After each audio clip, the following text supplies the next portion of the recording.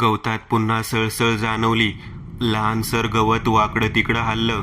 डोळे बारीक करून शंकरने कटाक्ष खाली गवतात टाकला. हातातली काठी गच्च पकडली. प्रथम सापाचा फुतकार आणि मग हलकेच एक टिंगल टवाळी केल्यासारखं हसू. शंकरच्या कानात तो फुतकार आणि ते हसूचा आवाज साप ऐकलं होतं.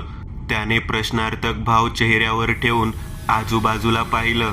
एक वेळ मागे सुद्धा पाहिलं. ए भिंगऱ्या. शंकर 5 सेकंद थांबला. भिंगऱ्याचं प्रत्युत्तर काही आलं नाही. तसा तो जरा मोठ्यानेच म्हणाला, मजाक करतो का माझी आ? शंकरपासून डाव्या बाजूला 16 फुटांवर 3 सळई असलेली एक उघडी चौकोनी खिडकी दिसत होती. त्या खिडकी पल्ल्याड नामदेवाबांची खोली होती. खोलीत 2 खुर्च्यांवर टिंग होऊन सूर्यकांतराव आणि खुद्द नामदेवाबा दारू पीत बसले होते. त्याच दोघांच्या कानांवर हा आवाज पडला. का हो आबा? हा आवाज कसला? सूर्यकांतराव डोकं बैलासारखं हलवत तर तोंड वाकडं तिकडं करत बोलले, हो मी पण ऐकलं ना. म्हातारा झालो असलं तरी काय झालं? बहिरा नाहीये मी. नामदेव आबा म्हणाले. चला बघू चला. सूर्यकांतराव जागेवरून उठले. नामदेव आबा सुद्धा उठले आणि दरवाजाच्या दिशेने जाऊ लागले. तर सूर्यकांतराव खिडकीच्या दिशेने जाऊ लागले. ओ आबा. सूर्यकांतरावांनी आबांना दरवाजातून बाहेर जाताना पाहून आवाज दिला. हां काय? त्यांनी मागे वळून पाहिलं. ह्या खिडकीतून बघूया. कशाला बाहेर जायचं? या. हो खिडकी आहे वय खोलीत. इसरलंच होतो मी. दारू जाम वाईट गोष्ट मित्रांनो, जाम वाईट गोष्ट. स्वतःच्याच खोलीतली खिडकी विसरतो माणूस. सूर्यकांतराव आपल्या सर्वांकडे पाहत म्हणाले. मग त्यांनी हळूच वळून खिडकीतून बाहेर पाहिलं. मिनमिन त्या निळसर काळसट उजेडात त्यांना विहिरीपासून पुढे हातात काठी घेऊन उभा शंकर दिसला. ओ आबा. शंक्या आहे शंक्या. सूर्यकांतरावांनी मागे वळून पाहिलं. आबा अद्याप खिडकीपाशी पोहोचले नव्हते. हातात दांडूक घेऊन शंकर कुठे साप दिसतो का ते पाहत होता. पुन्हा तोच फुतकार आणि ते हसू आलं. त्या आवाजाची दिशा गवतातून येत होती, म्हणजेच खालून. शंकरने 1-2 वेळ डोळे चोळले आणि नीट निरखून गवतात पाहिलं. तिथे एक गोलसर बीळ होतं. हिथं लपलाय काय? थांब तुझ्या तर. शंकरने ती काठी तिचं पुढचं टोक वेगाने बिळात घुसवलं. एक घोगऱ्या खर्जातल्या आवाजातली विवळ फुटली, जसं की कोणीतरी वेदनेने ओरडावं. ह्या झालेल्या कृतीची अपेक्षा शंकरने केलीच नव्हती. साधारणशा 5 इंचाच्या त्या बिळातून माणसासारखा ओरडणारा आवाज यावा. शंकरच्या हातातली काठी सुटली. मनात भीतीने जराशी धडकीच भरली. 2 पावलं तो मागे सरकला. तसं त्याची पाठ कशाला तरी घासली गेली. मागे उभा त्याचा तो स्पर्श अगदी प्रेतासारखा थंड होता. कुबट, घाणेरड्या, आम्लीयुक्त मलमूत्राच्या वासाची एक झुळूक त्याच्या नाकात गेली. त्याने वळून मागे पाहिलं तसं त्याला ते ध्यान दिसलं. 6.5 फूट उंच, काट्या कुड्यांचे पातळसर हात. त्याच्या एका हातात धारधार काळ्या पातीचा कोयता. अंगात चिंध्या झालेलं फुलबाह्यांचा पांढरट कुर्ता. सुकलेल्या लाकडी पायांच्यात काळसर पायजमा. व्ही आकाराचा एक पेंडा भरलेला मुखवटामय चेहरा, ज्यावर वटारलेले डोळे चित्तारलेले, जे की पिवळ्या जर्द रंगाने चकाकत होते. त्यात एक मण्या एवढा काळसर टिपका होता, जबडा विचकलेला. त्यातून काळसर भाल्यासारखे दात लोंबत होते. हे असले भयान दृश्य पाहून शंकरचे डोळे मोठे झाले. तोंड वासलं. परंतु पुढच्या क्षणाला त्याला फिट येणार तोच त्या ध्यानाच्या हातातला कोयता एका लयीत वेगाने शंकरच्या मानेजवळ आला आणि पुढच्या क्षणाला शंकरचं धड विहिरीत प्रेत खाली जमिनीवर कोसळलं आणि त्याचं धड त्या बिळात खोचलेल्या काठीत घुसलं. नामदेवाबा खिडकीजवळ आले. सूर्यकांतरावांनी सुद्धा समोर पाहिलं. कोण आहे रे सूर्या? बाहेर कोणीच नव्हतं. विहीर, केळीची झाडे, सर्व काही शांत उभे होते. शंकरचं बिनधडाचं प्रेत विहिरीच्या मागे पडलं होतं, जे की या दोघांना दिसत नव्हतं. नामदेवाबांच्या वाक्यावर सूर्यकांतरावांनी बैलासारखी मान हलवत खिडकीत पाहिलं. काय माहीत कुठं गेला. आज जरा जास्तच झालीये वाटतं. काही बी दिसतंय. बस करूयात आता. वाड्याच्या उघड्या दारात ते ध्यान हातात रक्ताळलेला कोयता घेऊन उभं होतं. आत्महरण करण्यासाठी खुद्द सैतान आला होता. यमाची जागा त्याने घेतली होती. वाड्यातल्या देवघराचा दरवाजा हलकेच आपोआप कर कर आवाज करत बंद झाला. गावातलं गल्ली बोळा थिंडणारं कुत्रं आकाशाकडे तोंड करून विवळ फोडू लागलं होतं. तो आवाज पूर्ण देवपाडा गावात घुमला. त्या ध्यानाने कटाक्ष दरवाजावर टाकलं. तिथे शुभ लाभ असं नाव लाल रंगात लिहिलेल्या पट्ट्या होत्या. त्याच पट्ट्यांकडे डोळे वटारून त्याने पाहिलं. तसा त्या क्षणार्धात त्या दोन्ही पट्ट्यांनी लाल रंगाच्या आगीसहित पेट घेतला. अशुभ डावा पाय त्याने दरवाजातून आत टाकला. देवघरातल्या देवांच्या काचेच्या तसबिरीवर काळी कोळशाची झळ चढू लागली. देवांच्या तसबिरींवर काळी बुरशी चढू लागली. दिव्यात असलेली ती वात काळी झाली. त्यातलं थोडंसं तेल खरपूस वास सोडू लागलं. देवांनी सुद्धा साथ सोडली की काय? हे शक्य आहे का? पूर्ण वाड्यात घाणेरडा वास सुटला. थंडीने भिंती गारठल्या. स्वयंपाकघरात असलेलं पाणी खराब झालं. कारण घरात 2 माणसं मय्यत पावणार होती. त्यात तुळस पडली असती तर पाणी वाचलं असतं. हिडीस फिडीस हास्य करत ते जिन्याच्या पायऱ्या एक एक करत वर चढत होतं.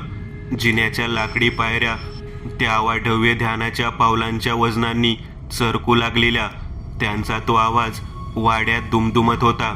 13-14 पायऱ्या त्याने घाईघाईत चढल्या आणि आबांच्या खोलीपर्यंत पोहोचताच तो दरवाजा अदृश्य धक्क्याने आपोआप उघडला आणि त्याचा कोयता असलेला हात हळूच वर आला आणि दिवसाच्या स्वच्छ प्रकाशात सुप्त पावलेल्या त्या अघटित शक्तींचा रात्रीच्या काळोखात अभद्र मृत्युंजय खेळाचा नंगानाद सुरू झाला होता. आवाज करू नका आबा. सूर्यकांतराव, नामदेव आबा दोघेही पलंगाखाली लपले होते. सूर्यकांतरावांचा चेहरा भीतीने पांढरा पडला होता. कपाळावर घामाचे बिंदू जमा झाले होते. सूर्यकांतरावांना काहीतरी संशयास्पद दिसलं होतं. खास विहीर पुढे असलेल्या कंपाऊंडच्या भिंतीखाली एक काठी जमिनीत रोवून त्यावर कलिंगडासारखं शंकरचं धड त्यांनी अटकलेलं पाहिलं होतं. जे पाहून त्यांची नशा खाडकन उतरली होती. काही दिवसांपासून देवपाड गावात घडणाऱ्या विचित्र घटनांना पाहून त्यांनी जी तक्रार ललिताबाईंकडे करायचं ठरवलं होतं त्याचेच हे पडसाद तर नव्हते ना.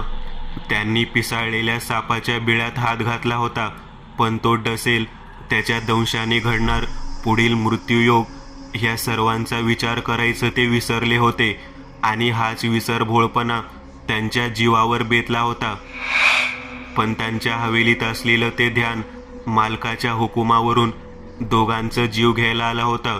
माती खाल्ली आबा, माती खाल्ली.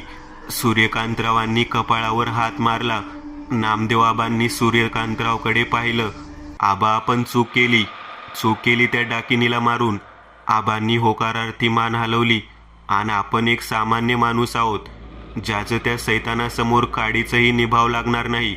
आबा, आपण कसलीच उपाययोजना न करता असंच बिनधास्त पीत बसलो आणि तिकडं ते आपल्याला मारायचा खेळ रचून मोकळं बी झालं. त्यानं तर डाव बी टाकला आहे. माती खाल्ली आबा, माती खाल्ली. सूर्यकांतराव, नामदेव आबा दोघांनाही आपली चूक लक्षात आली होती. पण आता काही फायदा नव्हता, मुळीच नव्हता. कारण यमाच्या रूपात साक्षात सैतान आला होता, जो आता त्या दोघांचा जीव घेतल्याशिवाय राहणार नव्हता.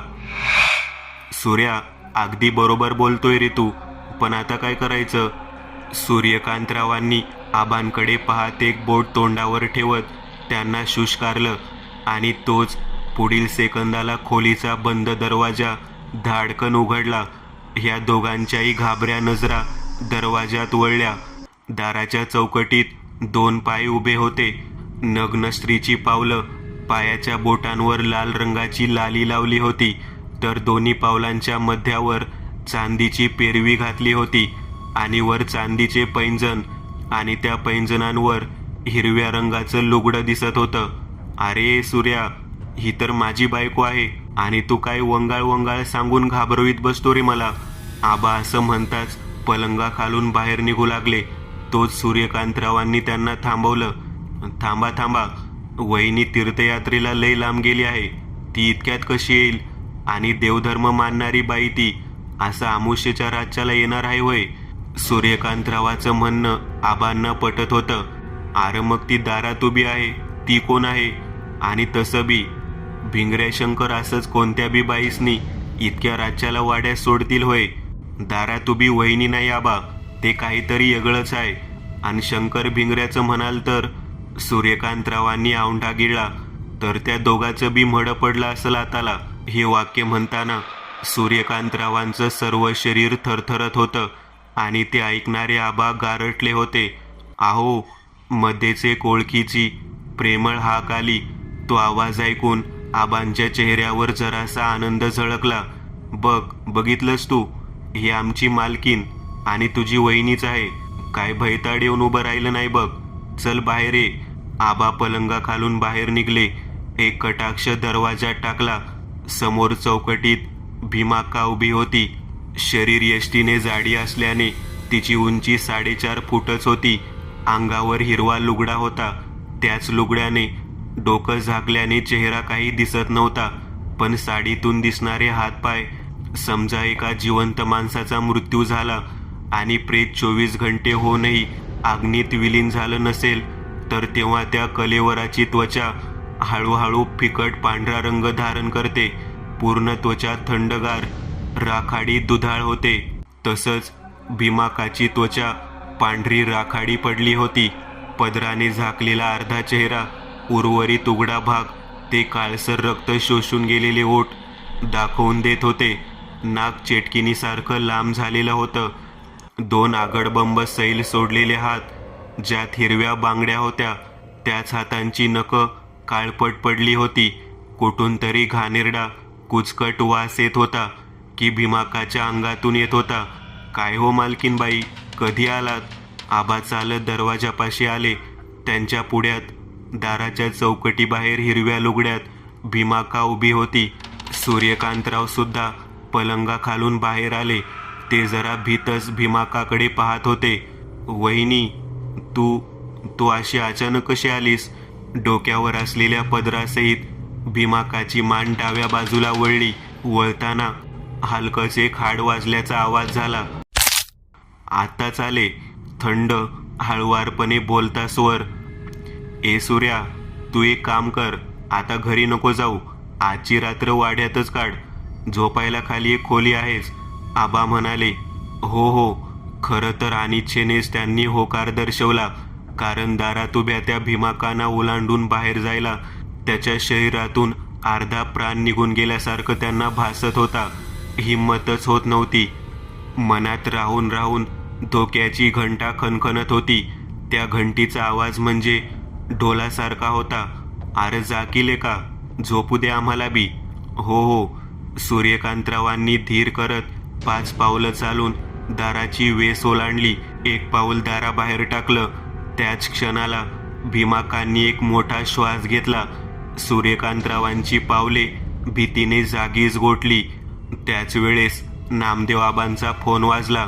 खिशातून फोन काढून त्यांनी रिसिव्हर ऑन केलं आणि फोन नेहमीप्रमाणे स्पीकरवर ठेवत बोलू लागले. हां हॅलो, कोण बोलतंय?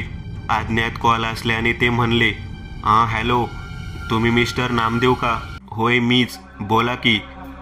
मिस्टर नामदेव, मी इन्स्पेक्टर नीलकंठ कालपूर हॉस्पिटलमधून बोलतोय. हे पहा, तुम्ही स्वतःला सांभाळा. तुम्ही स्वतःचा धीर खचू देऊ नका. कारण आता मी जे काही सांगणार आहे त्याने तुम्हाला नक्कीच त्रास होईल. हे पहा, 6 तासांअगोदरच घाटात एका ट्रॅव्हल बसचा अपघात झालाय आणि त्यात तुमच्या मिसेस मयत पावल्या आहेत. नामदेवाबांच्या हातून फोन गळून टक आवाज करत खाली फरशीवर पडला.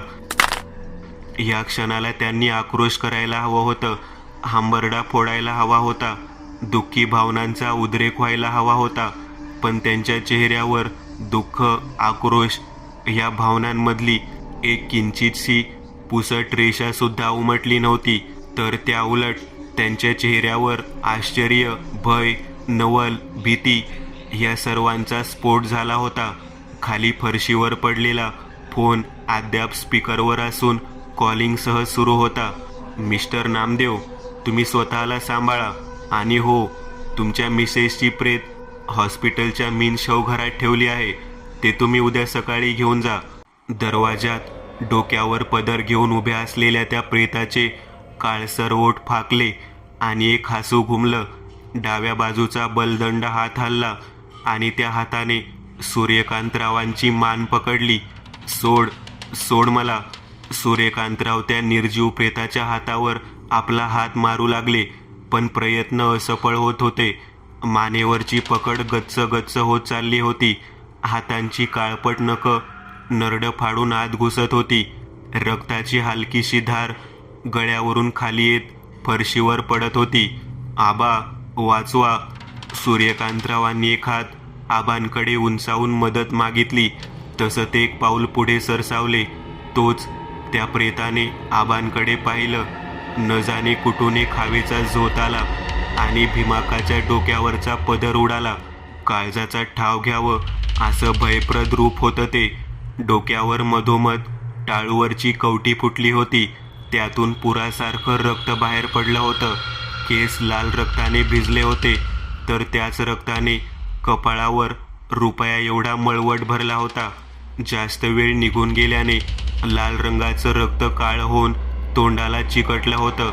केस सुद्धा चेहऱ्यावर चिकटून बसले होते. दोन्ही डोळ्यांमधले बुबळ निळसर कचकड्याच्या बाहुलीसारखे दिसत होते. त्वचा प्रेताळ दुधाळ रंगाची होती. हसताना फाटलेला जबडा 32च्या 32 दात दिसत होते. वाचव, वाचव ह्याला म्हाताऱ्या. गोगरा खोल गेलेला आवाज, धारदार पुरुषी स्वराची जोड असलेला. भीमाकाच्या प्रेताने सूर्यकांतरावांना एका हाताने अलगद उचललं. त्यांचे दोन्ही पाय जमिनीपासून 1 फूट वर होते. आता मात्र श्वास कोंडला होता. काळे बुबळ थेट वर जाऊन पांढरट बुबळ दिसत होते. जीभ सरड्यासारखी बाहेर आली होती. पाय मागे पुढे हलत होते. नाम्या बघ, कसा भावल्यासारखा हालतोय बघा. नाम्या बघ, मजा येते ना मजा. शरीर स्त्रीचं आणि आवाज मात्र पुरुषी. नामदेवाबाच्या हंडातून प्राण निघून गेला होता. नजर मेली होती. मेंदू बधीर झाला होता. हातपाय दगडाचे झाले होते आणि हुशारी नाहीशी झाली होती. एकदम निर्जीव पुतळ्यासारखे ते समोर घडणारा अमानवी शक्तीचा तमाशा पाहत होते. त्या व्यतिरिक्त त्यांच्याकडे दुसरा काय पर्याय होता? तसंही ते साधारण मानव होते. दैवी शक्ती, मंत्रतंत्र शिकलेले अभ्यासू कोणी पुजारी असते तर त्यांनी त्या शक्तीशी लढा नसता दिला का? सूर्यकांतरावांच्या शरीराची हालचाल थांबली. हातपाय खाली जमिनीच्या दिशेने स्थिरावले. तोंडातून जीभ बाहेर लोंबत होती. कान, नाक ह्या भागांतून लालसर रक्ताची हलकीशी धार बाहेर येत होती. मेला, मेला तो. जिन्याच्या पायथ्याशी 3-4 आतृप्त आसुरी आनंदाच्या बुकेलय काळ्या सावल्या उभ्या होत्या. हा मृत्यूचा तमाशा पाहत होत्या. टाळ्या पिटत तर कधी लहान मुलासारख्या हसत खिदळत उड्या मारत टाळ्या वाजवत होत्या. त्यांच्यातलाच एक जण म्हणाला होता. त्याचा तो किन्नरी आवाज नामदेव आबांनी ऐकला होता. ए, या म्हाताऱ्याला पकड, हाडांची माळ बनवून गळ्यात घालू. पहिला आवाज. भीमाकाच्या प्रेताने फक्त मान हलवली. नको रे, ह्या म्हाताऱ्याला मारून पंख्याला लटकवू. मस्त भिंगरीसारखा भिंगल हा रात्रभर. नाही, मालकीन फक्त मसाला खायला सांगितलाय, बाकी मड चांगलं ठेवायचं, समजलं ना? तो तिसरा आवाज आज्ञाधारक होता. भीमाकाचे कचकड्याचे डोळे नामदेव आबांवर स्थिरावले. तिच्या ओठांवर आसुरी हास्य उमटलं. ते निळसर कचड्याचे डोळे हळूच चकाकले आणि तिने जागेवरून एक झेप नामदेवाबांच्या अंगावर घेतली. नामदेवाबांचं जुनाट 2 मजली वाडा बाहेरून अगदी दिमाखात उभा दिसत होता. तोच एक किंकाळी बंगल्यातून बाहेर पडली आणि काही सेकंदातच हवेत विरूनही गेली. पुन्हा एकदा सर्व काही शांत झालं, जसं की काही घडलंच नाही. तीच ती खोली, शेणाने सारवलेली. त्यावर एक हवनकुंड पेटलेलं. हवनकुंडातून लाल रंगाची आग वाकडी तिकडी 1.5 उंचापर्यंत येत पेटत होती आणि त्याच लाल रंगाच्या आगीचा प्रकाश संपूर्ण खोलीत विषासारखा पसरला होता. हवनकुंडासमोर तीच ती काळी साडी घातलेली म्हातारी बसली होती. डोक्यावर पदर, हातात आणि गळ्यात चांदीचे दागिने आणि 3 चांदण्याचं हिरवं गोंधन सुद्धा होतं. हवनकुंडासमोर मांडलेल्या त्या 3 काळ्या बाहुल्या, ज्या बाहुल्यांवर प्रथम सूर्यकांतरावांचा पासपोर्ट साईज फोटो लावला होता, दुसरा नामदेव आबांचा होता. 2 त्या बाहुल्या हिरवट रंगाचा धूर सोडत जागेवरच जळू लागल्या. हिरवट रंगाचा खवखवता धूर खोलीत पसरला. डाकिनीचा बदला पूर्ण झाला होता. शिकवण: अमानवीय शक्तींच्या व त्यांच्या उपासकांच्या नादी लागू नये, अन्यथा अंत निश्चित आहे. मित्रांनो, आज पुरतं एवढंच. तुम्हाला जर काही गोष्ट आवडली असेल तर नक्की लाईक करा.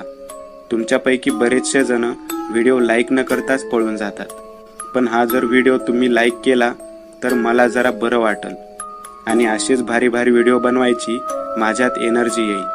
त्यामुळे नक्की लाईक करा आणि अजूनही कोणी या चॅनलला सबस्क्राईब केलेलं नसाल तर लगेच सबस्क्राईब करून टाका आणि बाजूची घंटी ती मात्र दाबायला विसरू नका. देवाची घंटी आहे ती. चला तर मग पुन्हा भेटूया अशीच एक आगळी वेगळी गोष्ट घेऊन पुढच्या